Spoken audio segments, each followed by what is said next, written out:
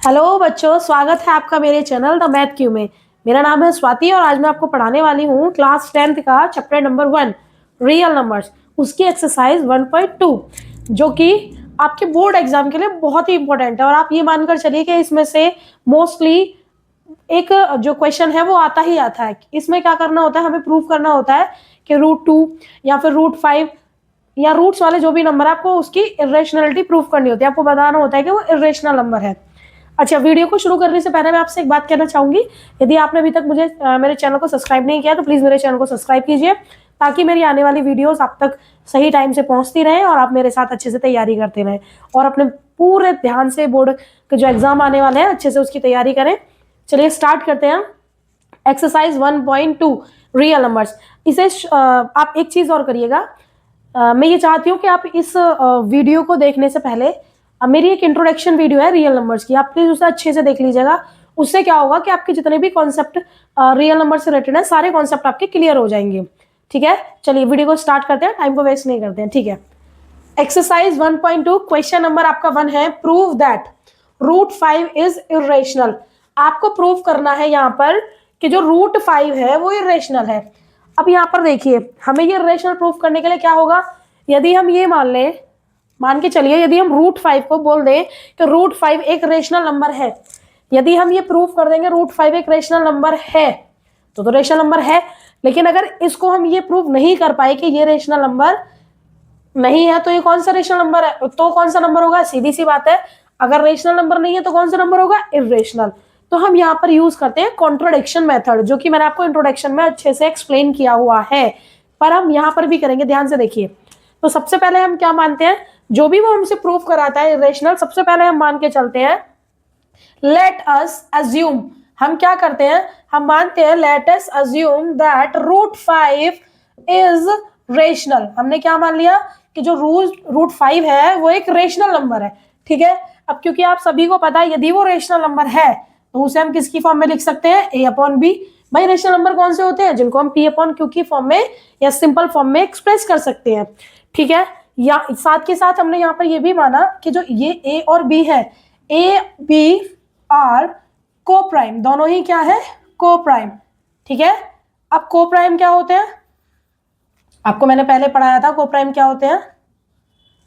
देखिए, prime numbers वो होते हैं जिनके केवल 2 फैक्टर होते हैं, एक तो वो खुद और 1। ठीक है, लेकिन बात करें को प्राइम वो नंबर्स होते हैं जिनका केवल एक ही कॉमन फैक्टर होता है, या ये मान लीजिए जिन नंबर्स का HCF जो होता है वो क्या होता है, 1, उनको बोलते हैं हम को प्राइम नंबर।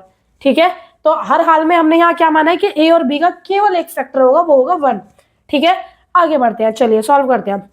ये यहाँ पर B है, यहाँ √5 है, हम क्या करते हैं, स्क्वायरिंग बोथ साइड, दोनों साइड की क्या कर लेते हैं, स्क्वायरिंग द बोथ साइड।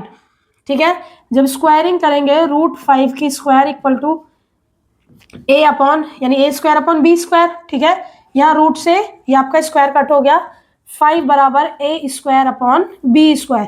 जब आप ध्यान से देखेंगे तो हम b² को इधर लेके जा सकते हैं, क्योंकि यहाँ पर डिवाइड में तो इधर आप किस में आ जाएगा, मल्टीप्लाई में।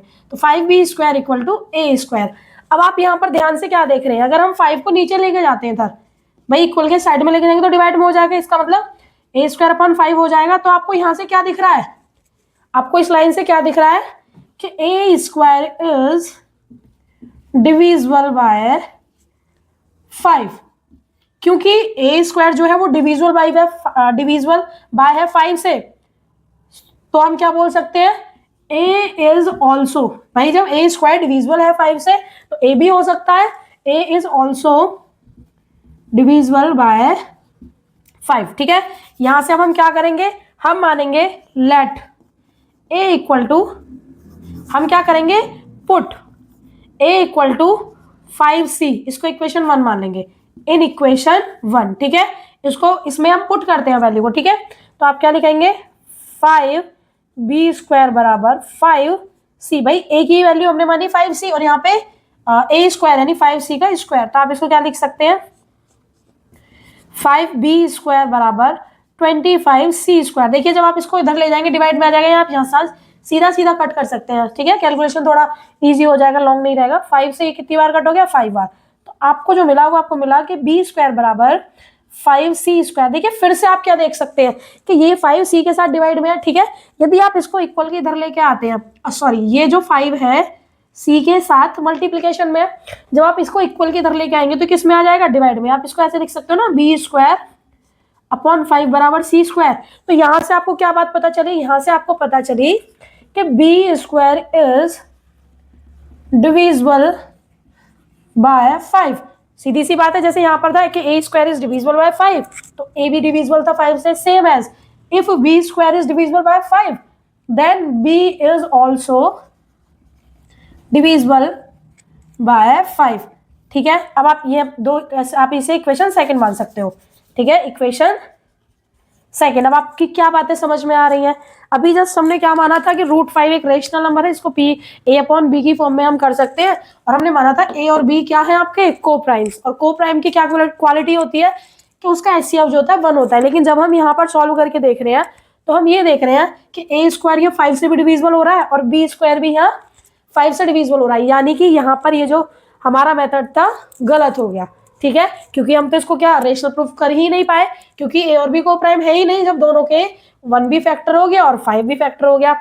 आप समझ रहे हैं ना, दोनों से डिविजिबल है, तो इसका मतलब क्या है, ये आपका इरेशनल नंबर है। तो आप क्या लिखेंगे इसको, a and b having common factor. कैसे लिखेंगे, a and b having common factors more than 1, ठीक है।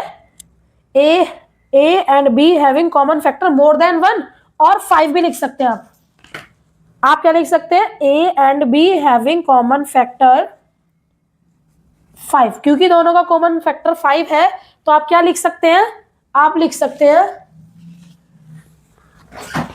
So this contradiction arisen because of our wrong assumption। क्योंकि जो हमने wrong assumption की थी उसी के कारण यहाँ पर ये क्या हुआ है, कॉन्ट्राडिक्शन मिला है। तो आप क्या लिख सकते हैं, सो √5 is a irrational number. I hope आपको पहला क्वेश्चन अच्छे से समझ में आया हो। चलिए इसके बाद करते हैं इस एक्सरसाइज का नेक्स्ट क्वेश्चन, क्वेश्चन नंबर 2। चलिए एक्सरसाइज का इसका दूसरा जो क्वेश्चन है वो है प्रूव दैट 3 + 2√5 इज इरेशनल। देखिए सेम अभी जस्ट पीछे किया था वैसे ही होना है, बस ध्यान से आपको क्या देखने वाली बात है कि यहां पर जो हम शुरुआत करेंगे, ठीक है, वही चीज जो अभी पीछे की थी सेम ऐसे ही करना है।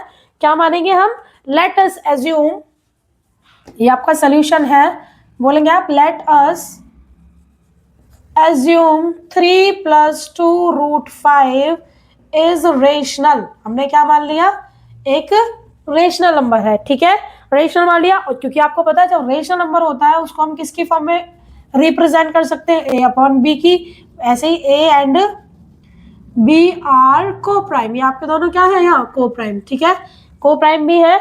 और आगे आप देख सकते हैं कि जब हम इसको क्या करेंगे कि जो √5 को हमें करना है प्रूफ यहाँ पर कि ये इरेशनल है, ठीक है, तो उसके लिए जो √5 के साथ जो भी चीजें हैं उसको दूसरी डायरेक्शन में हम ले जाएंगे, दूसरी जो आपकी साइड है उधर ले जाएंगे। देखिए यहाँ पर 3 प्लस में है तो उधर किस में आ जाएगा, माइनस में। तो आप लिखेंगे 2√5 = a/b - 3, ठीक है।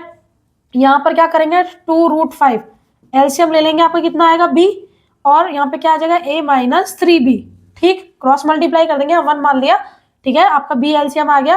तो a से जब 1 की करेंगे a आएगा, और जब 3 से b की मल्टीप्लाई करेंगे 3b आएगा। समझ में आ गया होगा आई होप, ठीक है। उसके बाद क्या करेंगे, √5 के साथ अब क्या है 2 को भी इधर ले जाएंगे, ठीक है, तो इसे ले जाएंगे। मैं अगला स्टेप यहीं पर कर रही हूँ। तो √5 = कितना हो जाएगा आपका, √5 = हो जाएगा a - 3b/2b, क्योंकि हम 2 को इधर मल्टीप्लाई में था, नीचे आके डिवाइड में हो गया। अब आप यहाँ पे क्या देखेंगे, since a and b are integers, यानी जो आपके ये है a और b क्या है आपके इंटीजर्स है, ठीक है, क्या है integers. Since a and b are integers, क्योंकि ये इंटीजर्स है और अपॉन में है, तो इसका मतलब क्या हो गया, a - 3b/2b इज रेशनल। ये क्या हो गया, रेशनल नंबर हो गए भाई ये, ठीक है। लेकिन हमें क्या पता है, बट वी नो दैट, हमें पता है जो √5 है आपका, अभी जस्ट पिछले क्वेश्चन में हमने प्रूव करा था, वो क्या था, but we know that √5 is irrational. और आपको ये बात अच्छे से पता है, क्या बात पता है, कि रेशनल नंबर कभी भी बराबर नहीं हो सकता इरेशनल नंबर के। ये दोनों नंबर आपस में बराबर नहीं हो सकते, लेकिन यहाँ पर बराबर दिख रहे हैं, तो इसका मतलब क्या हो गया, जो हमने जो एक यहाँ पे क्या हुआ, एक कॉन्ट्रडिक्शन जो था वो यहाँ पर आ गया, कि जो कभी भी रेशनल और इरेशनल नंबर बराबर नहीं हो सकते। तो फिर आप क्या लिखेंगे next line, the contradiction is arisen. क्यों हुआ ये कंट्राडिक्शन, ये विरोधाभास क्यों हुआ, क्योंकि हमने जो शुरुआत में एग्जेप्शन किया था वो हमारा क्या था, रॉन्ग था। तो आप क्या लिखेंगे, this contradiction arisen because of our wrong assumption. इसलिए आपका जो यहाँ पर नंबर दिया हुआ है 3 + 2√5 इज इरेशनल, क्योंकि एक मेथड ये भी होता है, सॉरी एक रूल ये भी होता है कि जब भी इरेशनल में हम किसी नंबर को प्लस या माइनस करते हैं तो वो नंबर भी इरेशनल होता है, ठीक है। तो आपका यहाँ पर क्या प्रूव हो गया कि 3 + 2√5 इज इरेशनल। आई होप आपको ये क्वेश्चन भी समझ में आया होगा। इसके बाद बढ़ते हैं नेक्स्ट क्वेश्चन, क्वेश्चन नंबर 3। चलिए स्टार्ट करते हैं क्वेश्चन नंबर 3। इसमें आपके 3 पार्ट्स दिए हुए हैं, जिसमें आपको तीनों नंबर्स को प्रूव करना है रेशनल। पहला पार्ट है 1/√2, इसको प्रूव करना है रेशनल। तो सबसे पहले हम क्या करते हैं, वही let us assume 1/√2 is a rational number, ठीक है। क्योंकि ये रेशनल होगा तो सीधी सी बात है 1/√2 बराबर होगा a/b। यहाँ पर a एंड b आर को प्राइम, यहाँ पर आपके ए एंड बी क्या है, को प्राइम नंबर्स, ठीक है। अब यहाँ पर देखिए, मैंने अभी आपको जस्ट बताया था कि जो भी हमें इरेशनल प्रूफ करना है उसके साथ जो कुछ भी होता है उसको दूसरी साइड में ले जाते हैं, ठीक है। तो हम यहाँ क्या करेंगे, क्रॉस मल्टीप्लाई, ठीक है।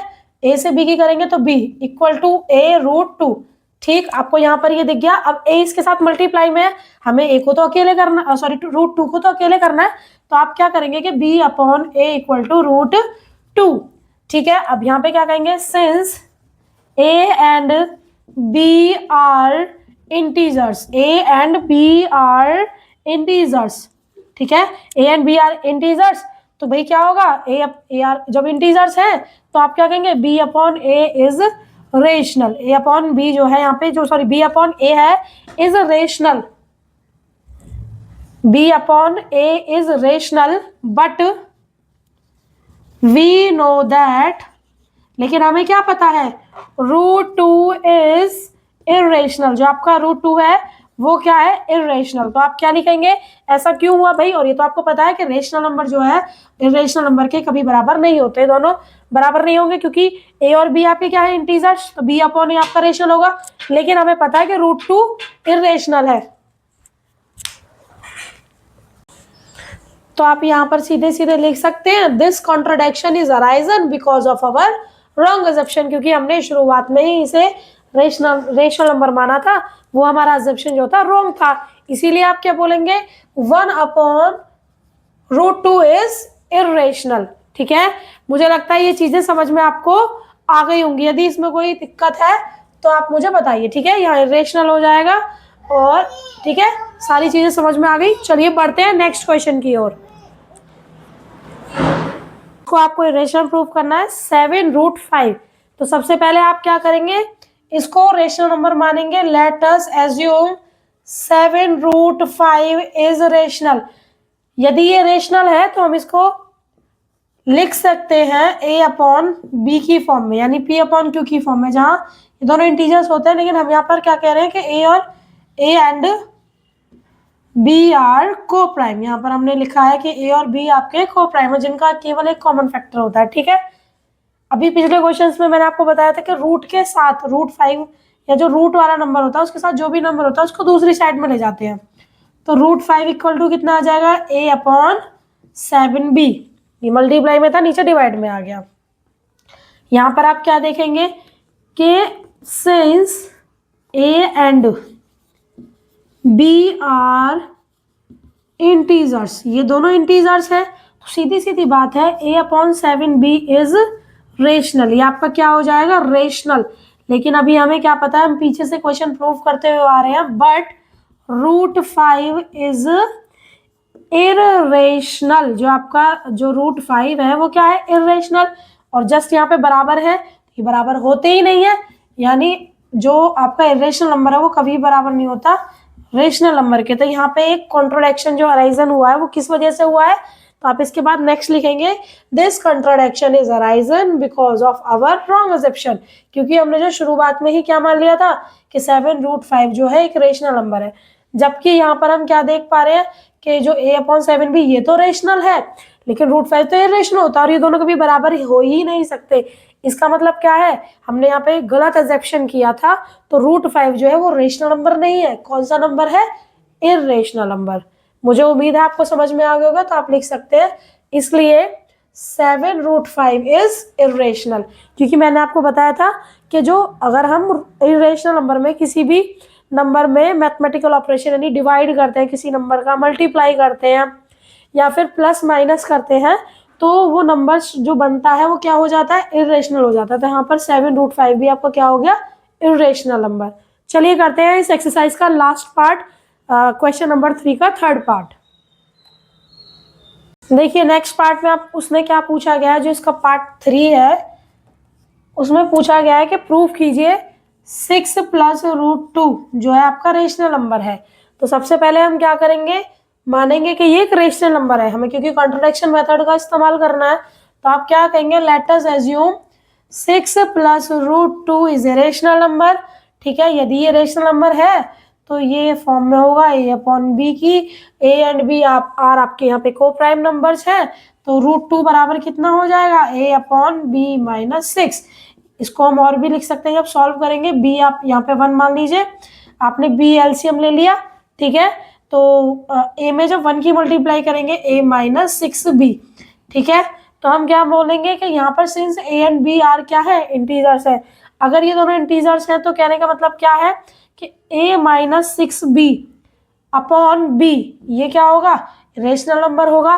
ठीक है, लेकिन यहाँ पर √2 जो है वो क्या है, इरेशनल नंबर। और मैं आपको पहले भी बता चुकी हूँ कि रेशनल नंबर कभी भी बराबर नहीं होता इरेशनल नंबर के। तो यहाँ पर कंट्रोडक्शन हुआ, तो आप क्या लिखेंगे, this contradiction is arisen because of our wrong असेप्शन।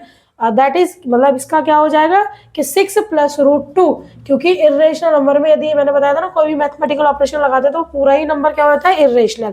तो 6 + √2 इज इरेशनल। इसी के साथ आपकी ये पूरी एक्सरसाइज फिनिश हो गई। मुझे उम्मीद है कि आपको ये क्वेश्चन अच्छे से समझ में आएंगे और आप पूरी जो इसके पूरे अच्छे से चैप्टर को समझने के लिए मेरी तीनों वीडियो देखें। इंट्रोडक्शन वीडियो, इंट्रोडक्शन के बाद आपको मिलेगी एक्सरसाइज 1.1 और उसके बाद ये एक्सरसाइज 1.2, यहाँ पर आपका चैप्टर हो जाता है फिनिश। और यदि आपको किसी भी क्वेश्चन में कोई डाउट है या कोई और क्वेश्चन है जिसमें डाउट है रियल नंबर से रिलेटेड, तो आप मुझे कमेंट बॉक्स में कमेंट कर पूछ सकते हैं। मैं आपकी मदद करने की पूरी कोशिश करूंगी और साथ ही साथ मेरे चैनल को सब्सक्राइब कीजिएगा। धन्यवाद।